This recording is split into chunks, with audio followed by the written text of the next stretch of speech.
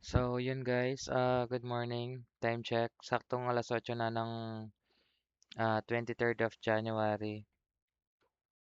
Sa totoo lang, sa panahon na to, parang wala akong ganang mag-record.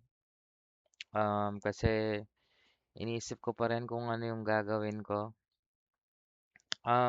To be honest, syempre, 3 days ko na siyang nire-record na pupunta na ako sa Marquee, parang papareserve ko ng GPU, pero yung natitirang GPU ko na lang na parang nakita kong talagang um, hindi worth it pero babagay sa white build ko na computer is yung 5070 Ti na Asus stuff. So yun lang, 70K yun. Pero kung ika-cash ko, 68. Kung ka-credit card, 70. So, siyempre, di pa rin sigurado sa work, di alam kung saan mapupunta. So, siguro nandun din yung anxiety na siyempre baka di ka naman makuha, di ba? Tas wala kang work, tas wala ka pang pera, mahirap na. So, yun, napagpasyahan ko na di na ako titingin ng data blitz dahil sa tuwing pagkita ko, sa tuwing tinitignan ko, talagang napapa, alam mo yun, yung tawag dito, parang gusto ko na siyang kunin talaga, as in, kasi nag-iisang component na kulang na lang sa PC ko is yung GPU nga niya.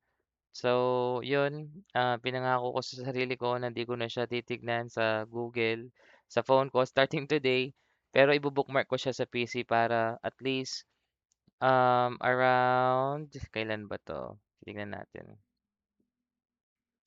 Ah, 24. 24 siyempre birthday ko.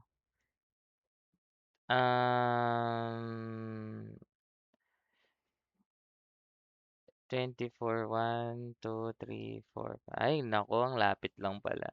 So, starting Monday, syempre, ng 16th of February, start na ako ng pag-apply. So, 15, syempre, kailangan ko ng peace of mind.